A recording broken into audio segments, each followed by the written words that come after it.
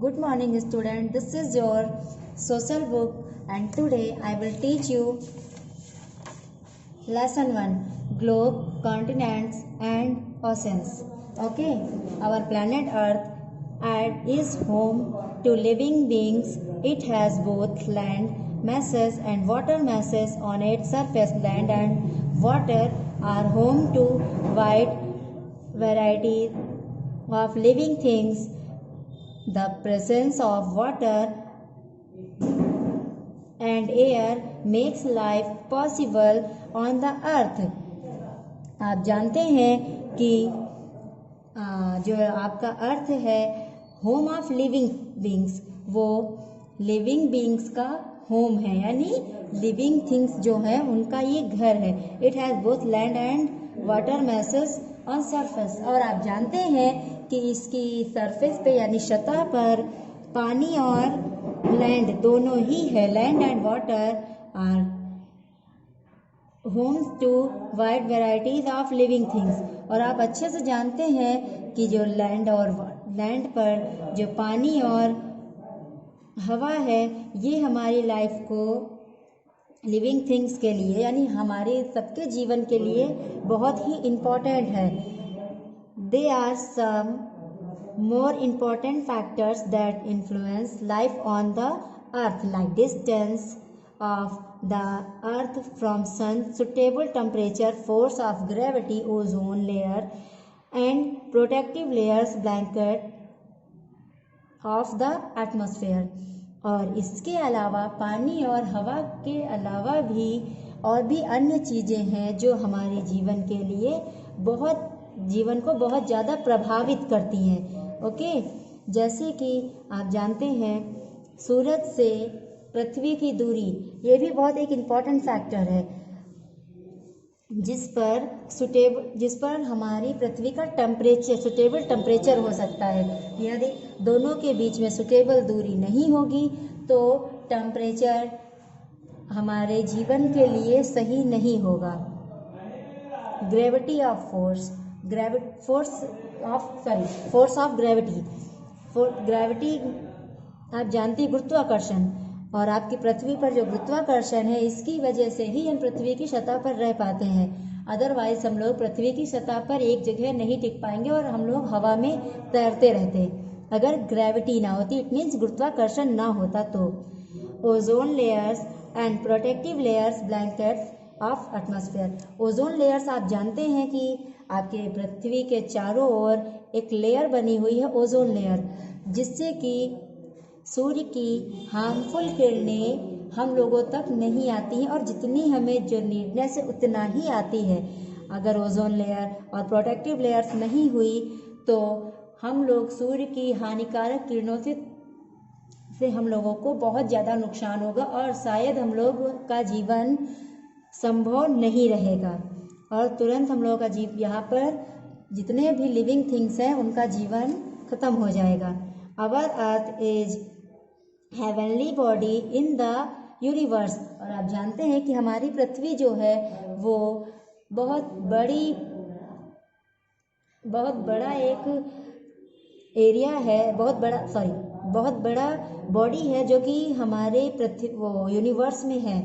Okay, according to the Big Bang theory, the earth was made up to modern material that explode from the hot ball of fire. Generally, the molten metals cooled and solidified, forming a hard surface layer called the crust on which we live. The internal of the earth is still very hot. और big bang theory के according, big bang आप जानते हैं आकाशगंगा होती है, तो आकाशगंगा की थ्योरी के अकॉर्डिंग आपकी जो पृथ्वी है वो बहुत साल पहले कहीं कुछ हुआ होगा और अंतरिक्ष में कहीं कुछ हुआ होगा, कोई ब्लास्ट हुआ होगा और उस ब्लास्ट समझते हैं ना कि मतलब कोई धमाका टाइप हुआ होगा. ओके, और उस धमाके में एक बहुत बड़ा आग का गोला जो कि अलग हुआ होगा किसी चीज़ से, और वो काफ़ी सालों तक जलता रहा, ठीक। और जब करोड़ों सालों तक जलता रहा, उसके बाद धीरे धीरे वो ठंडा हुआ, और जब ठंडा हुआ तो फिर वो सॉलिडिफाइड यानी सॉलिड हुआ, ओके, यानी कठोर हो गया। और जब वो कठोर हुआ तो forming of hard surface layer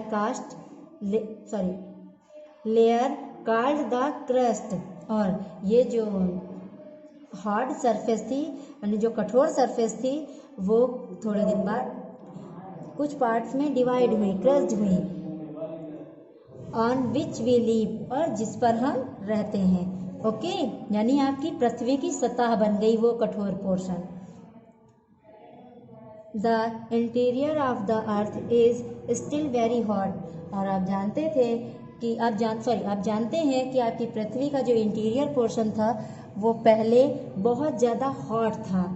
the globe is a small ball like model of the earth showing the continent, countries and cities of the world. और आप जानते हैं कि ग्लोब जो होता है, ग्लोब आपने देखा होगा, दिस इज योर ग्लोब। तो जो ग्लोब है ये हमारी पृथ्वी का एक छोटा सा पोर्शन है, मीन्स छोटा सा प्रतिरूप है, जिसके सहायता से आप समझ सकते हो कि आपकी पृथ्वी कैसी है, ओके। और आपके ग्लोब पर आपको कॉन्टिनेंट्स या सागर और कंट्रीज यानी देश और सिटीज यानी शहर दिखते हैं। संसार में क्या क्या है वो सब आपको ग्लोब में दिखता है। द ग्राफिक्स का created the globe for the purpose of locating places on the earth. और आप जानते हो कि ग्लोब पर जो चीज़ें आपको दिखती हैं वो चीज़ें आपकी पृथ्वी पर होती हैं, और ये ग्राफिक्स मीन्स भौतिक के अकॉर्डिंग ही बनाया गया है, okay. Some imaginary lines are drawn horizontally and vertically on the globe। और आप जानते हो कि आपके ग्लोब पर बहुत सी आड़ी और तिरछी यानी सीधी और तिरछी रेखाएं पड़ी हुई हैं। The vertical lines are known as longitude. और जो वर्टिकल लाइन्स है वो आपकी लैंगिट्यूड कहलाती हैं। And the horizontal lines are called latitudes. और जो हॉरिजॉन्टल लाइन्स है वो आपकी लैटिट्यूड्स कहलाती हैं, okay. Latitudes, if you observe the globe carefully you will be able to see a number of lines running parallel to the equator. This line are called parallel of latitudes. If you observe the globe carefully, यदि आप globe को बहुत ही carefully देखोगे, you will able to see number of lines running parallel to equator। और आप देखोगे कि बहुत सी लाइनें हैं सीरियल से, नंबर से, जो कि उसमें पूरे ग्लोब में आपकी फैली हुई हैं, ओके, बराबर से। These lines are called parallels और लैटिट्यूड्स। और इन्हीं लाइन्स को आप पैरेलल्स या लैटिट्यूड्स भी बोलते हैं, okay. They are numbered from 0 degree centigrade to 90 degree centigrade. और ये जो लाइन है ये 0 से, इट मीन्स 0 डिग्री सेंटीग्रेड, आप जानते हैं इट मीन्स ये right angle, okay. 0 to 90, this is your right angle. और इस एंगल में आपकी रेखाएं पड़ी होती हैं। The equator began at 0 degree Celsius. और जो एक्यूरेटर लाइन है वो 0 डिग्री सेल्सियस पे होती है, okay. The north pole is at 90 degree Celsius north and the south pole is 90 degree Celsius south pole. और आप जानते हो कि जो नॉर्थ पोल होता है वो 90 डिग्री सेल्सियस होता है नॉर्थ की साइड, और जो साउथ पोल होता है वो 90 डिग्री सेल्सियस होता है साउथ पोल पर। The other important latitudes are, आप देखिए कुछ अदर इम्पॉर्टेंट लैटिट्यूड्स हैं आपके, ओके, जैसे कि the Tropic of Cancer. Tropic of Cancer होता है, ये आपकी कर्क रेखा होती है, ओके। कर्क रेखा आप जानते हैं आपकी पृथ्वी के बीच से होकर गुजरती है। This is your Tropic of Cancer, okay. ये आपकी 23.5 डिग्री सेल्सियस 9 नॉर्थ में होती है, ओके। सेकंड है आपका द ट्रॉपिक्स ऑफ कैप्रिकॉर्न। अब टॉपिक ऑफ कैप्रिकॉर्न मीन्स होगा आपका this portion, okay.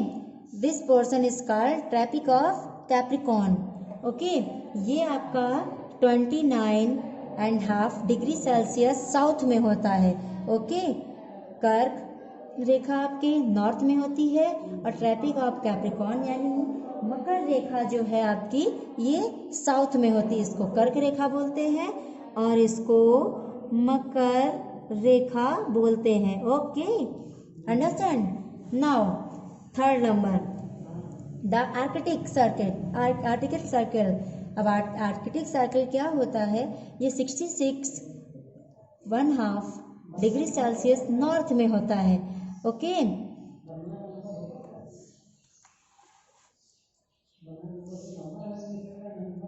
This is your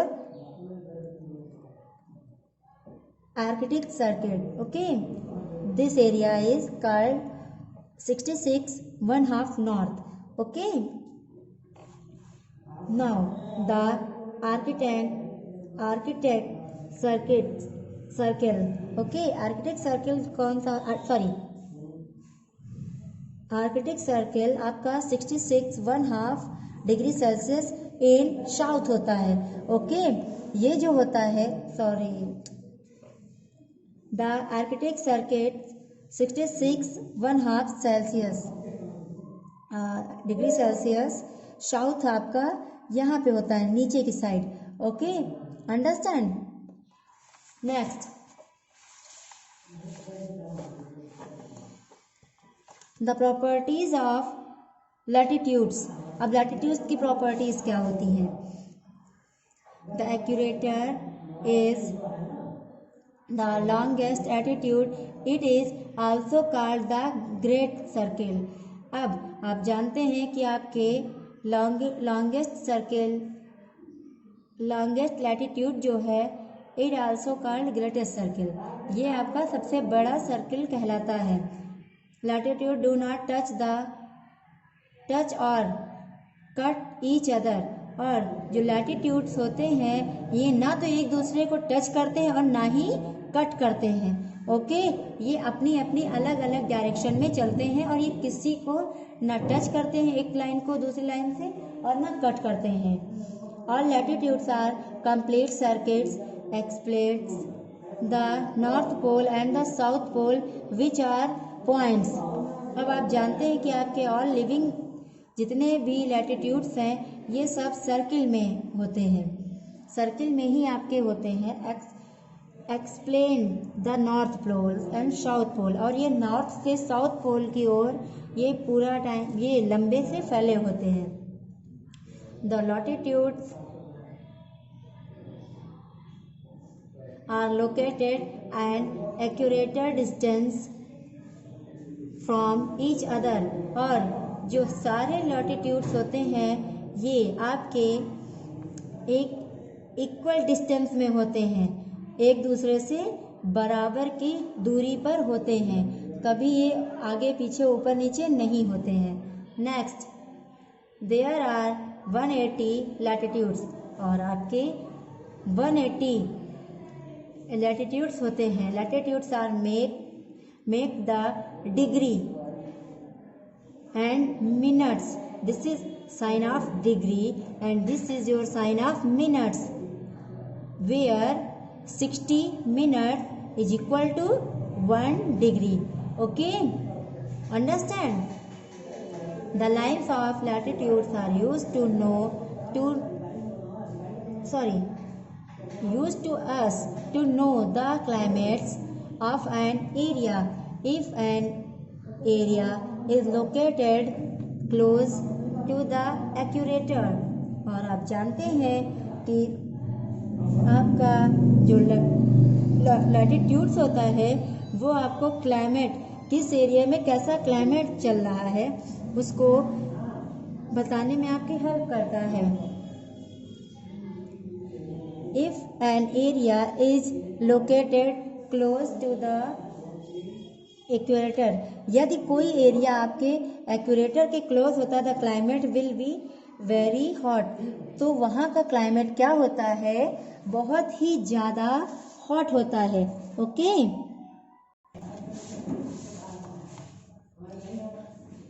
this is called the equator climate, और इसको आप क्या बोलते हो, एक्यूरेटर क्लाइमेट बोलते हो। Okay, near the Capricorn, near the tropic of Cancer और tropic of Capricorn, the climate is middle with warm summers and cool winter. और ये आप जानते हैं कि जो टॉपिक ऑफ कैंसर और टॉपिक ऑफ कैप्रिकॉर्न है यानी कर्क रेखा और मकर रेखा, इसके आसपास का जो टेम्परेचर है वो ठंडा और गर्मियों में गर्म और ठंडक में ठंडा होता है। This is called temperature, this is called temperate climate, और इसको टेम्परेट क्लाइमेट्स बोलते हैं। At the poles the climate is very cold and is called polar climate. और आप जानते हो कि ऐसे जो क्लाइमेट्स होते हैं, इन क्लाइमेट्स का टेम्परेचर जो होता है, इस क्लाइमेट, यहाँ जो क्लाइमेट होती है, क्लाइमेट मीन्स होता है कि जलवायु, यहाँ की जो जलवायु होती है वो बहुत ज़्यादा ठंडी होती है, और इन चीज़ों को, जहाँ की जलवायु बहुत ज़्यादा ठंडी होती है उसको आप क्या बोलते हो, polar climates. Okay, now longitudes, longitudes are imaginary vertical lines drawn on the global running from the north pole to the south pole। और आप जानते हो कि जो longitudes होता है ये आपकी वर्टिकल लाइंस पड़ी होती हैं। ओके, वर्टिकल मीन्स सीधी जो लाइन पड़ी होती हैं उनको आप नॉर्थ पोल से साउथ पोल की तरफ जो लाइन सीधी पड़ी होती है उनको आप longitudes बोलते हैं। These are also known as mediators, which means medi in Latin, और इनको आप मीडिएटर्स भी बोलते हैं। मीडिएटर्स बीच की जो रेखाएं वो बोलते हैं, और इसके मीन्स मेडी भी, इसको मेडी भी बोला गया है लैटिन लैंग्वेज में। Okay, the central longitudes that divided the earth into the earthern hemisphere and the western hemisphere। Okay, अब आप जानते हो कि जो लॉन्गिट्यूड है वो आपकी पृथ्वी को दो पोर्शन में डिवाइड करता है,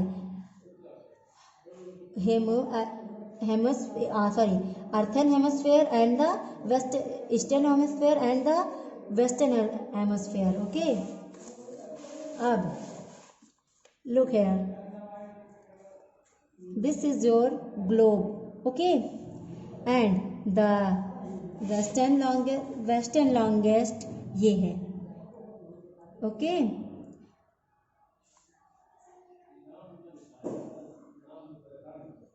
this is your mediator and Greenwich line, there is your Greenwich line, and this is line of prime, this is called line of prime। okay, now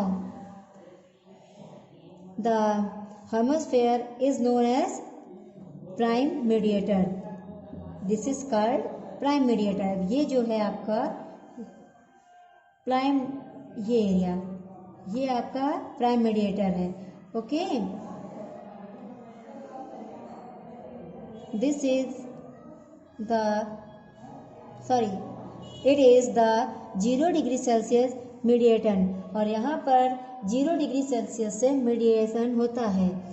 This mediation runs through the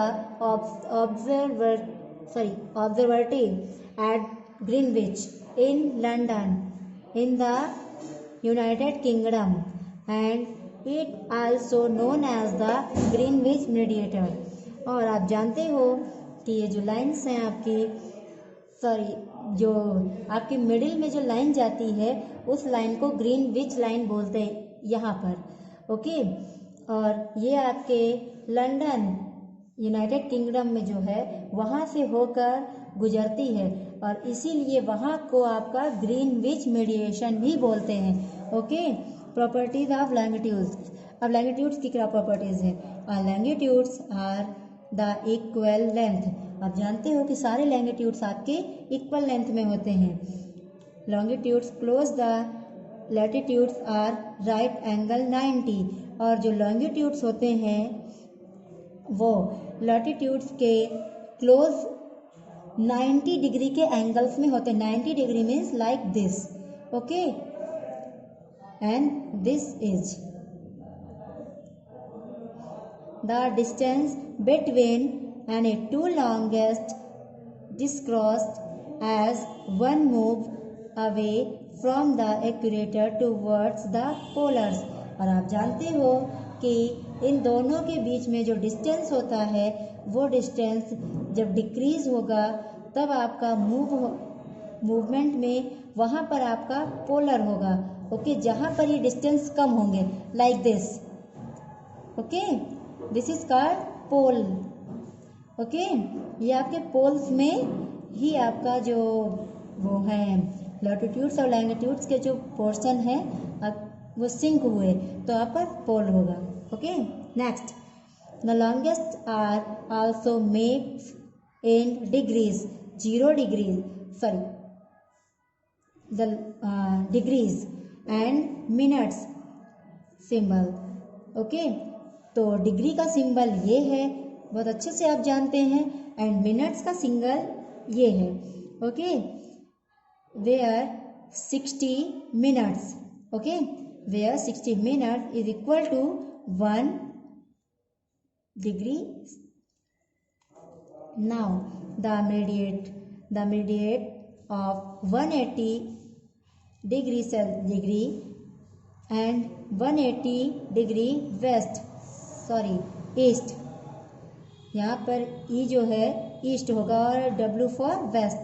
okay, 180 degree east and the 180 degree west is the same line. It is pass through the islands of the Pacific ocean. और आप जानते हैं कि ये सब आपके island पे होता है जो कि पैसिफिक ओशन में है, पैसिफिक ओशन के पास है। It is called the international date line. A new date begins when we cross this mediation। और इसको आप इंटरनेशनल डे लाइन भी बोलते हैं। ओके, और जब इससे होकर गुजरती है तभी आपका नया डेट स्टार्ट होती है। Okay, now next,